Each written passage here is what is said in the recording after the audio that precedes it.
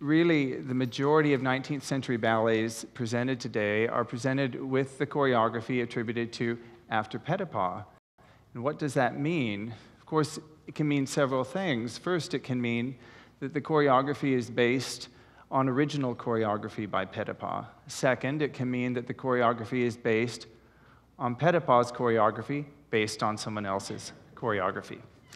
Third, it can mean that it is essentially what we might call school of Petipa, or in the style of Petipa, even if it is a dance that was created after Petipa retired in 1904. So we'll be looking at three famous duets tonight, and looking at a version that's as close as we've been able to get at the present time to what we think Petipa may have seen. And then we'll also be looking at a more traditional After Petipa version of that choreography.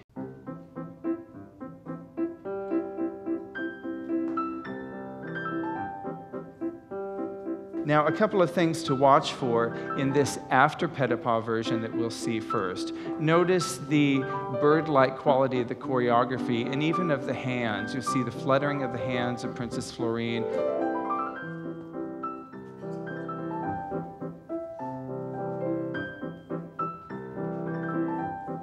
Also, give note to the pace or the tempo of the music and how it sometimes changes to accommodate the amount of movement required by the choreography, particularly at the end.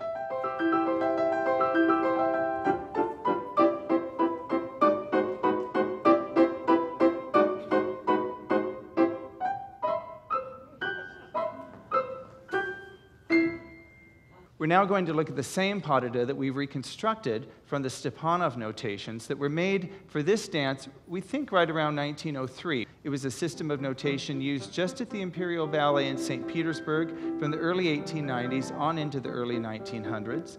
These notations, as we know, were brought west by Nikolai Sergeyev after the revolution in Russia.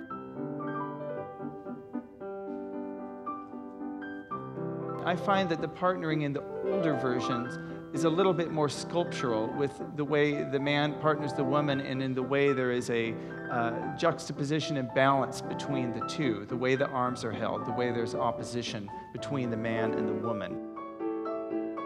You'll see that the lifts are different. There are fewer overhead lifts in the older style. There are more lifts to the side. The timing of the music is different. Here the tempo is faster.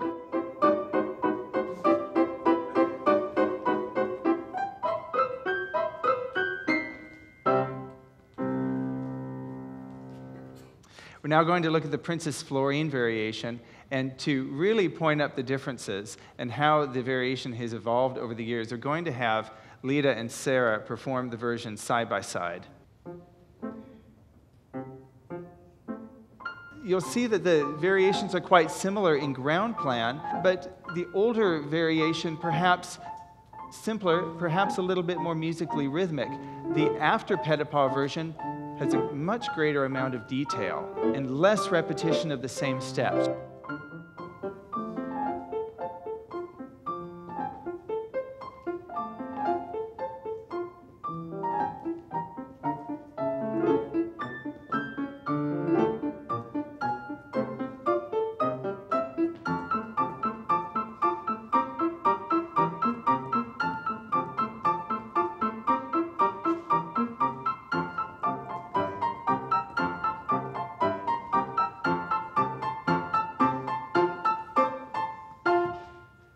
Let's move on now to the Black Swan pas de deux from the third act of Swan Lake.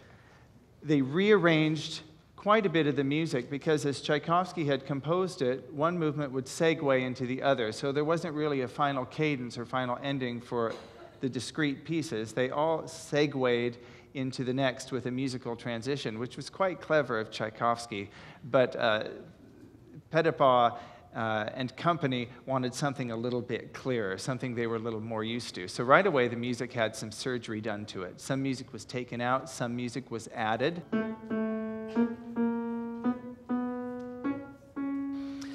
You'll see in the choreography for Odile that there are no overt swan impressions. Odile wasn't referred to as a black swan until about the 1940s. She was referred to as an enchantress, and in fact, her costume generally was a multicolored costume. Notice the interaction In the older version of the Adagio, between Odile and von Rothbart, she's continually going over to him, asking him, what happens now? He'll tell her just to be quiet and go back dancing, or you're doing excellently. Also notice the really unique partnering combinations. There are some really unusual ones here, particularly at the end, where she's holding a penché arabesque on point, holding both of the prince's hands while he's on his knee. The last minute, she lets go and grabs his knee. It brings her face quite close to his. It's very unique, something I've not seen in the rest of the notations. Now we'll look at the After Petipa version of this same pas de deux. So there will be no von Rothbart and no vision really as well. The ballerina in a performance setting would be wearing a black tutu. The choreography has come to include overt swan impressions, including a quotation of Odette's choreography from the Act 2 White Swan pas de deux, where she is on the ground and leans up to see Siegfried. Odile's movements have become very sharp, really to point up the difference in her character, her sort of sly, evil, wily character, as opposed to Odette's soft, plastic movements.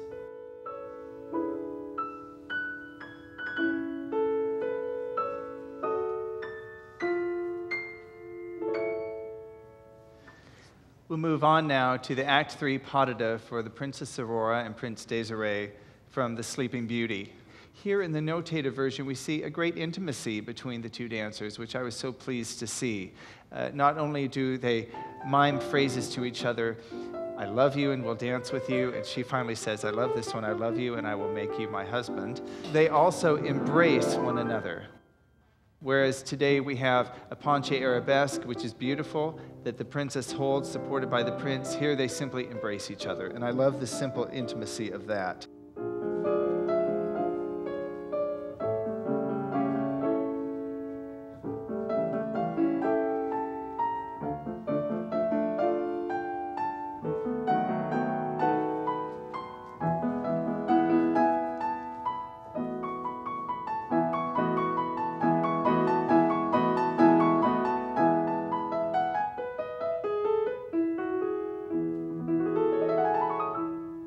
Now, the After Petipa version of this pas de deux is strictly a pas de deux, no fairies of gold and sapphires. And like most dances on the program, it's come down to us in the West through the version that was staged for the Vic Wells Ballet, on down through the Royal Ballet. And as we know, changes were occurring in the Soviet Union as well, from early on to these dances, and all these changes started to merge when there was more interaction between the East and the West.